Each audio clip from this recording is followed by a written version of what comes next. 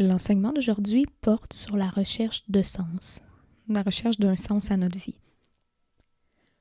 En tant qu'être humain, on a à peu près tous besoin de sentir que notre vie a un sens, qu'on ne fait pas ça pour rien, qu'on est ici sur Terre pour une raison, qu'on est plus que juste une entité biologique, un être biologique qui mange quand il a faim, qui boit quand il a soif, qui dort quand il est fatigué, bref, qui tente d'assouvir ses besoins biologiques.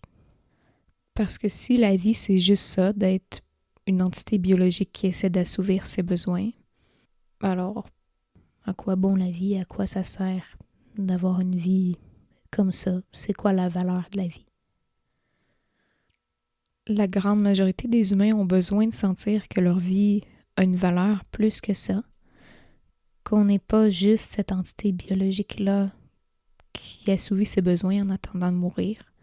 Souvent aussi, quand on vit un événement difficile, comme par exemple la mort d'un proche, on va vraiment souhaiter qu'il y ait quelque chose de plus à cette vie-là, que tout ça n'ait pas été vécu pour finir comme ça. Qu'après la mort, il y a quelque chose qui fait que tout ça valait mieux que l'expérience qui a eu lieu. Donc dans la société, il y a 3 grosses visions dans toutes les sociétés du monde, ou 3 grosses philosophies qui vont donner une réponse à cette question-là. Parce que souvent, quand on cherche un sens à cette vie-là, on va chercher pour quelque chose de supérieur. On va chercher pour une force supérieure qui donnerait un sens à toute notre vie. Donc très très souvent, c'est la croyance dans une religion ou la croyance en Dieu qui va donner une réponse à ce manque de sens qu'on voit dans la vie de tous les jours, ou qui va donner un sens à toutes nos actions dans la vie. Donc ici, quand on dit croire en Dieu, évidemment, on ne parle pas nécessairement du christianisme. Ça peut être, on peut parler de Allah, on peut parler du Dieu d'Abraham, on peut parler de Shiva, on peut parler de n'importe quel Dieu, n'importe quelle déité, n'importe quelle croyance spirituelle qui donnerait cette valeur-là à la vie parce qu'il y a quelque chose de supérieur, qu'il y a une force supérieure qui existe. Ensuite, il y a aussi une autre croyance qui va surtout être présente dans les sociétés occidentales, qui est d'être athée, l'athéisme, où la croyance est qu'en fait, il n'y a rien après la mort, il n'y a pas de force supérieure comme ça. Alors on est en fait que cette entité biologique-là qui tente d'assouvir ses besoins et qui meurt et il n'y a rien après. Mais finalement, quand on regarde ça dans la société occidentale, il y a certaines personnes, oui, qui sont athées, mais la plupart, en fait, on pourrait plutôt les décrire d'agnostiques. Parce qu'en fait, d'accepter la réalité qu'on n'est qu'une entité biologique qui assouvit ses besoins et qui meurt et qui n'a rien après, c'est assez difficile pour la plupart des gens. Alors, on va préférer dire, en fait, je sais pas vraiment, j'ai pas de preuve qu'il existe un Dieu ou qu'il existe une force suprême. J'ai pas de preuve qu'il y a rien non plus qui existe et qu'on n'est qu'une entité biologique. Alors, je préfère me garder un doute qu'il y a peut-être quelque chose, mais je sais pas quoi.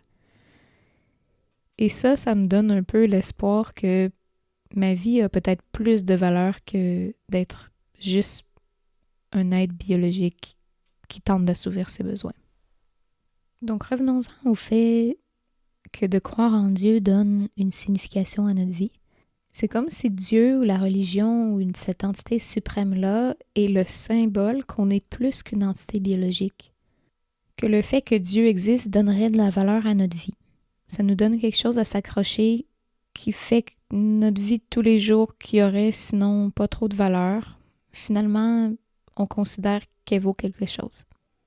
Mais quand on regarde ça de plus près, si on mène notre vie d'une certaine façon et qu'on croit en Dieu, ou si on mène notre vie exactement de la même façon et qu'on ne croit pas en Dieu, est-ce que ça change quelque chose au fait que notre vie a un sens ou non?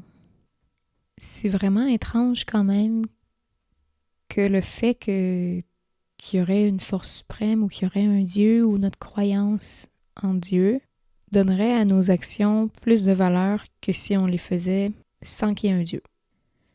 Donc, pour illustrer ce questionnement-là, on aime bien toujours mettre une petite histoire ou un petit exemple. On a ici Moula Nasreddin.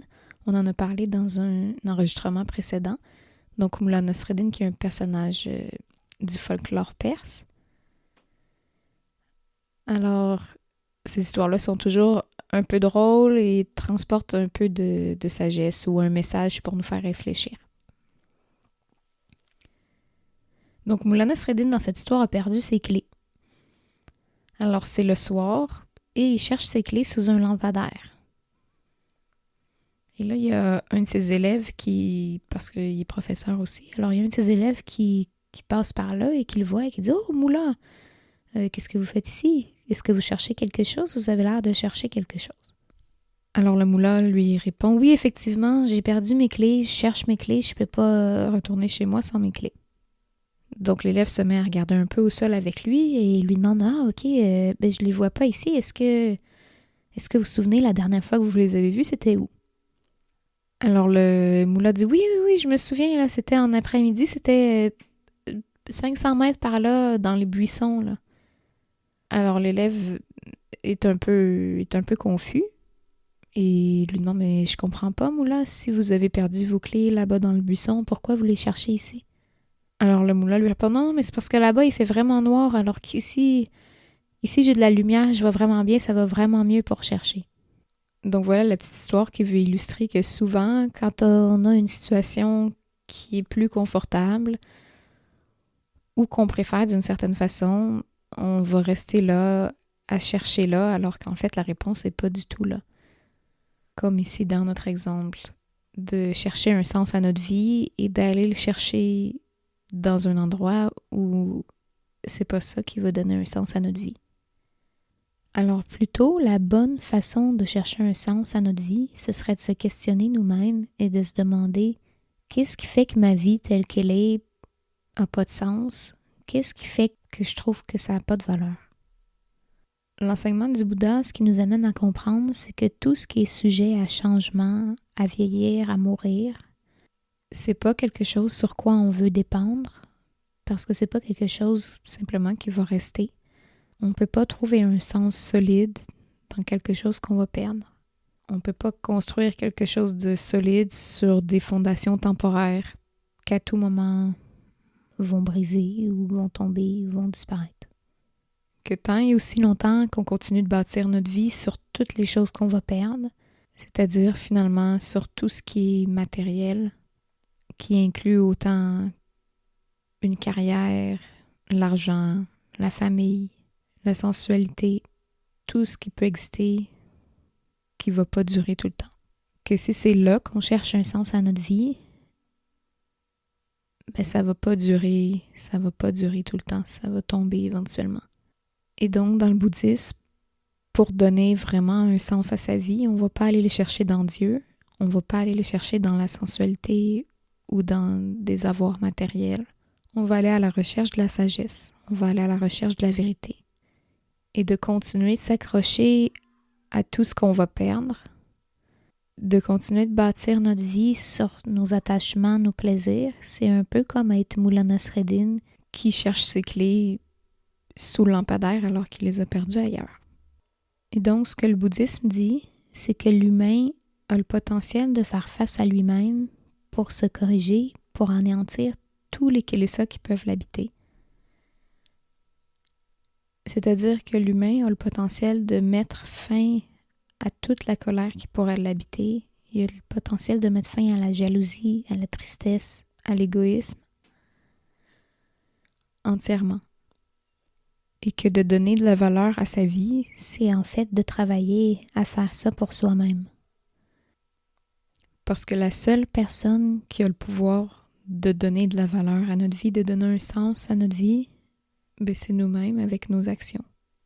Donc pour faire un petit résumé de ce qui a été discuté, alors presque tous les humains se sont demandé un jour dans leur vie quel était le sens à tout ça.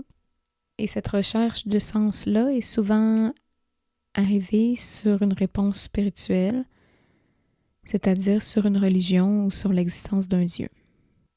Mais la question qu'on se pose ici, c'est plutôt en quoi est-ce que l'existence d'un Dieu, l'existence d'une force suprême, donne plus de valeur à ma vie si mes actions sont les mêmes à chaque jour? Et la réponse dans le bouddhisme, c'est de se dire qu'il y a seulement nous-mêmes qui peut donner un sens à notre vie par nos actions de tous les jours et que le plus grand sens qu'on peut lui donner, c'est de rechercher la sagesse.